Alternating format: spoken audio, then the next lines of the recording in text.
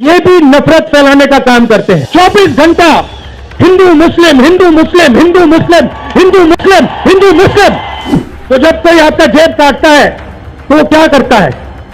ये जो करा जा रहा है आपके ध्यान को हटाने के लिए किया जा रहा है, और ये 24 घंटा करते हैं और फिर आपकी जेब काटी जाती है। इनको कौन चलाते हैं? नाम बताओ। देखो सब जानते हैं, मगर जब मैं इनका टेलीविजन खोलता हूं 24 घंटे मुझे मारपीट, हिंसा, नफरत दिखाई देती है। जैसे इन पर लगाम लगी हुई है वैसे हिंदुस्तान के प्रधानमंत्री पर भी लगाम लगी हुई है। लाल किला भी उनका, लाल किला भी उनका। और ये जो हमारा तिरंगा है इसको हम श्रीनगर में जाके वहां पे लहराएंगे, और आप में से हजारों लोग हमारे साथ चलोगे। आप सबने इतना प्यार दिया, आपके नफरत के बाजार में हम मोहब्बत की दुकान खोलेंगे। आपने लाखों दुकानें खोल दी हैं।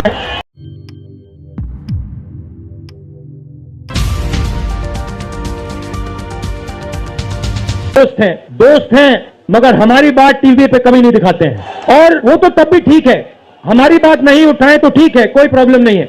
मगर ये एक और काम करते हैं, इनकी गलती नहीं है। देखिए ये जो यहां खड़े हैं इनसे गुस्सा मत होइए, इनकी गलती नहीं है। देखिए मुस्कुरा रहे हैं, ये जानते लगाम लगी हुई है, पीछे से लगाम लगी हुई है। मगर इनके जो चैनल हैं ये भी नफरत फैलाने का काम करते हैं। 24 घंटा हिंदू मुस्लिम हिंदू मुस्लिम हिंदू मुस्लिम हिंदू मुस्लिम हिंदू मुस्लिम। ये सच्चाई नहीं है भाइयों बहनों। मैं चला हूं कन्याकुमारी से यहां तक, ये सच्चाई नहीं है। ये मीडिया में चलाया जाता है, फैलाया जाता है। ये देश एक है। इन सड़कों पे लाखों लोगों से मिला हूं, सारे के सारे एक दूसरे से मोहब्बत करते हैं, प्यार करते हैं, गले लगते हैं। तो सवाल उठता है, क्योंकि ये नहीं कर रहे हैं, इनके पीछे जो शक्ति है, इनके पीछे जो शक्ति है वो कर रही है। तो सवाल उठता है ये क्यों हो रहा है? जब सच्चाई है कि देश का आम नागरिक, चाहे हिंदू हो, मुस्लिम हो, सिख हो, ईसाई हो, किसी भी जात का हो, वो एक दूसरे से प्यार करता है, मोहब्बत करता है, एक दूसरे की इज्जत करता है। 90% लोग इस देश के एक दूसरे से प्यार करते हैं, मोहब्बत करते हैं, इज्जत करते हैं। देखिए मेरे सामने, ये देखिए, घूम के देखिए, ये जैन मंदिर है, गुरुद्वारा है, मंदिर है, मस्जिद है। ये है हिंदुस्तान, ये सच्चाई है हिंदुस्तान की। और ये नई बात नहीं, ये हजारों साल से इस देश की सच्चाई है। प्यार से ये देश मिलकर एक साथ रहा है। तो सवाल उठता है, ये जो मीडिया के लोग हैं, ये नहीं जो इनके पीछे हैं, ये नफरत क्यों फैलाना चाहते हैं? आपने कभी पूछा अपने आप से कि मीडिया 24 घंटा कभी मोहब्बत की बात नहीं करेंगे? कभी आपने देखी है? कभी टीवी में देखा कि देखो एक हिंदुस्तानी दूसरे हिंदुस्तानी से गले लग गया? कभी देखा? नहीं, कभी नहीं दिखेगा। सही बात है ना? सही बात, कभी नहीं दिखेगा। इसका कारण है भाइयों और बहनों, मैं आपसे पूछना चाहता हूं, आप में से किसी का कभी जेब काटा गया है? आपका जेब काटा गया? आपका जेब काटा गया? तो जब जेब काटा जाता है, आपका काटा गया ना, तो जब कोई आपका जेब काटता है तो वो क्या करता है? सबसे पहले उसे क्या करना पड़ता है?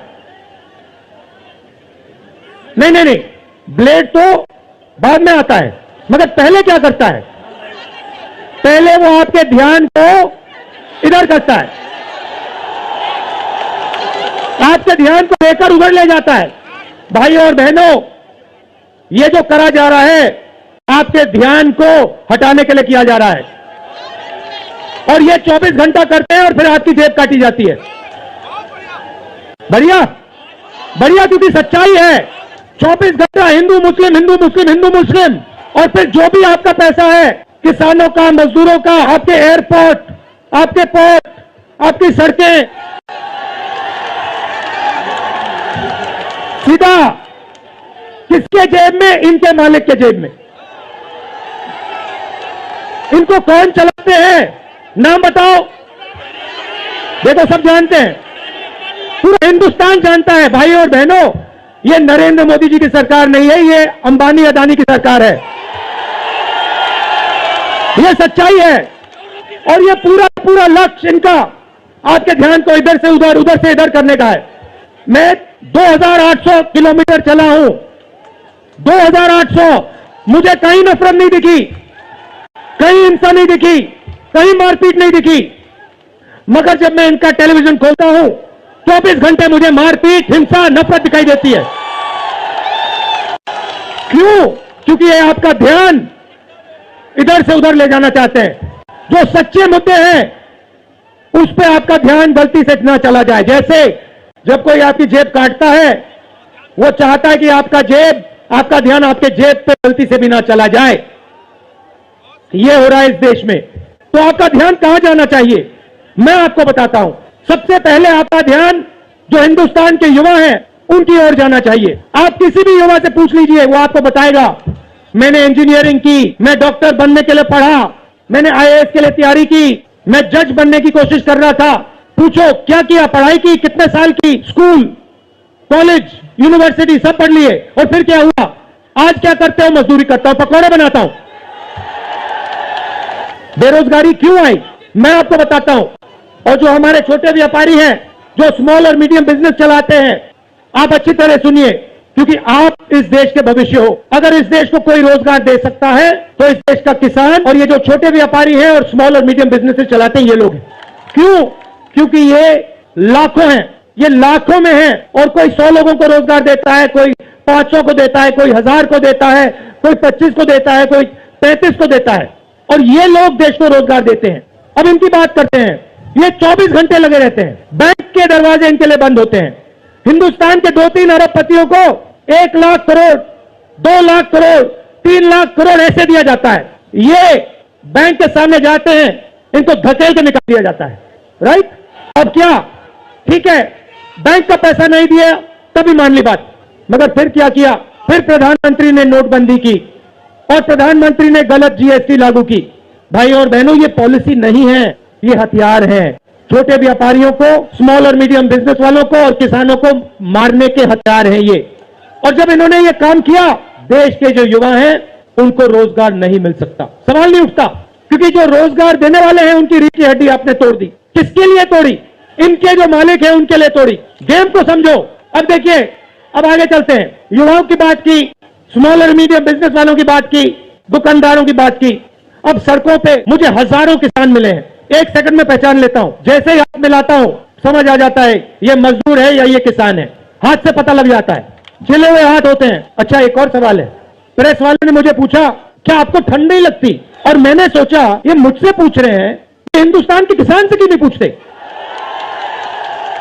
ये हिंदुस्तान के मजदूर से क्यों नहीं पूछते? ये हिंदुस्तान के गरीब बच्चों से क्यों नहीं पूछते? फिर कहते देखो 2800 किलोमीटर चल लिए, कोई बड़ी बात नहीं है।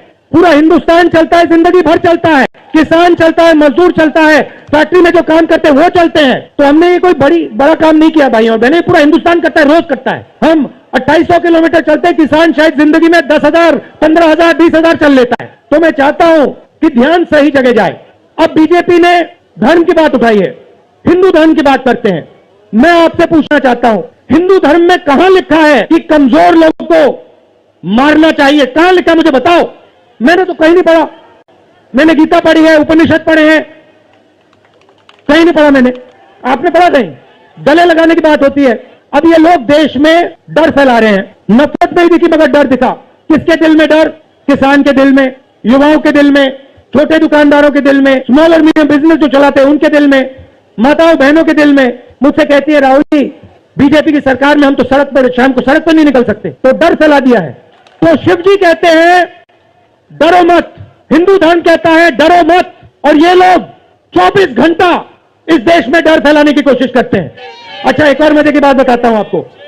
आपने ये यात्रा देखी होगी, इसमें आपको हिंसा दिखी? किसी ने किसी को मारा? किसी ने गाली दी? इसमें नफरत देखी? बिल्कुल नहीं। इसमें किसी ने यह पूछा भैया तुम्हारा धर्म क्या है? किसी ने कहा भाई तुम हिंदू हो, मुसलमान हो, सिख हो, ईसाई हो, क्या हो? नहीं। किसी ने यह पूछा तुम्हारी क्या जात है? बिल्कुल नहीं। कपड़े भी नहीं पूछे, और यहां पे कोई नफरत नहीं थी। जैसा हमारा हिंदुस्तान है वैसे ये यात्रा है। कोई नफरत नहीं, कोई हिंसा नहीं, कोई गलत सवाल नहीं। ये है हिंदुस्तान। मैं आपको एक बात बताता हूं, सच्चाई ये है कि जैसे इन पर लगाम लगी हुई है वैसे हिंदुस्तान के प्रधानमंत्री पे भी लगाम लगी हुई है। उनकी गलती नहीं है, वो संभाल नहीं पा रहे हैं, कंट्रोल नहीं कर पा रहे हैं, उनको कंट्रोल कर दिया है। नहीं, मैं सच बोल रहा हूं। एयरपोर्ट भी उनके, पोर्ट भी उनके, एग्रीकल्चर के स्टोरेज डिपो भी उनके, और क्या उनका, हाँ, लाल किला भी उनका। लाल किला भी उनका, सारे के सारे पब्लिक सेक्टर की कंपनियां उनकी, और क्या उनका, रेलवेज उनकी,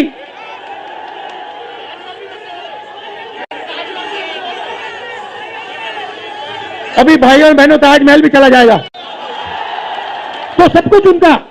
तो ये देश की सच्चाई है। मैं आपको बताता हूं, अपनी कहानी बताता हूं। जब मैं राजनीति में आया, 2004 में आया, हमारी सरकार थी, चुनाव जीते थे, और ये प्रेस वाले 24 घंटा मेरी प्रशंसा करते थे। 24 घंटा राहुल गांधी, राहुल गांधी, राहुल गांधी, राहुल गांधी। फिर मैंने क्या किया, मैं चला गया भट्टा परसोल। तो सुनो, मैं भट्टा परसोल गया और मैंने किसानों का जो जमीन का मामला है उसको छेड़ दिया। और भाई और बहनों, जैसे ही मैंने किसानों का जमीन का मामला छेड़ा, वैसे ही ये मेरे पीछे पड़ गए। उसके बाद जमीन अधिकरण बिल, भट्टा परसोल के बाद जमीन अधिकरण बिल लाया, कांग्रेस की सरकार लाई। उसके बाद तो पूरा फुल टाइम 24 घंटा मेरे पीछे पड़ गए। प्रधानमंत्री ने, बीजेपी ने हजारों करोड़ रुपए लगा दिए मेरी छवि को खराब करने में, हजारों करोड़ रुपए। और आपने देखा होगा, मैंने एक शब्द नहीं बोला, बिल्कुल चुप, बिल्कुल चुप। मैंने एक शब्द नहीं बोला, मैंने ये नहीं बोला भैया ये गलत बोल रहे हैं, ये ठीक नहीं है ना, मैं बिल्कुल चुप चुप। फिर मैंने कहा चलो देखता हूं कितना दम है, और लगाया, पूरी की पूरी मीडिया लग गई, व्हाट्सएप पे लगाया, फेसबुक पे लगाया, सब जगह 24 घंटा राहुल गांधी के बारे में कुछ नहीं बोला मैंने, पूरे देश में फैला दिया। और फिर 1 महीने मैंने आपको सच्चाई दिखा दी और पूरा पूरा खत्म। देखो सच्चाई कैसे काम करती है। सच्चाई को छुपाया नहीं जा सकता है, कहीं ना कहीं से सच्चाई बाहर आ जाती है। और ये यात्रा हिंदुस्तान को जोड़ने की है। क्यों? क्योंकि इस नफरत से, इस डर से हमारे प्यारे देश को नुकसान हो रहा है, ये सच्चाई है। और इसीलिए हमने ये यात्रा कन्याकुमारी से लेकर कश्मीर तक शुरू की है। और ये जो हमारा तिरंगा है, इसको हम श्रीनगर में जाके वहां पे लहराएंगे, और आप में से हजारों लोग हमारे साथ चलोगे। भाई और बहनों, देखिए, सच्चा मुकाबला दुनिया में, सच्चा मुकाबला चाइना और हिंदुस्तान के बीच में है। चाइना ने 2000 स्क्वायर किलोमीटर हमारी जमीन ले ली है। प्रधानमंत्री जी कहते हैं कि हमारे बॉर्डर के अंदर कोई नहीं आया। तो भैया प्रधानमंत्री जी, अगर कोई नहीं आया तो हमारी सेना उनकी सेना के साथ 21 बार क्यों बात कर रही है? और हमारे जो सेना के लोग हैं, हमारे डिफेंस फोर्सेस के लोग हैं, वो क्यों कह रहे हैं कि चाइना ने हमारी जमीन ले ली है? मगर देखिए, कंपटीशन आर्थिक है, मुकाबला आर्थिक है। ये आपके जो सेलफोन है, ये आपके जो शर्ट है, जूते हैं, इसके पीछे आप देखिए, प्रेस वालों के जो कैमरा है, इसके पीछे देखिए, उसके पीछे आपको लिखा दिखेगा मेड इन चाइना। हमें शर्ट के पीछे, सेलफोन के पीछे, जूतों के नीचे मेड इन इंडिया लिखना है। और एक ऐसा दिन आना चाहिए जब शंघाई में कोई युवा नए जूते खरीदे, उसके नीचे देखे made in new Delhi India. ये हिंदुस्तान चाहिए, इसी से हमारे युवाओं को रोजगार मिलेगा। तो ये करना ही पड़ेगा, चॉइस नहीं है। और ये हम करके दिखा देंगे, ये देश कर सकता है, करके दिखा सकता है। आप सबने इतना प्यार दिया, आपने इतना प्यार दिया। मैंने भाषण में राजस्थान में कहा था, आपके नफरत के बाजार में हम मोहब्बत की दुकान खोलेंगे। आपने लाखों दुकानें खोल दी हैं। आप सबका दिल से बहुत बहुत धन्यवाद।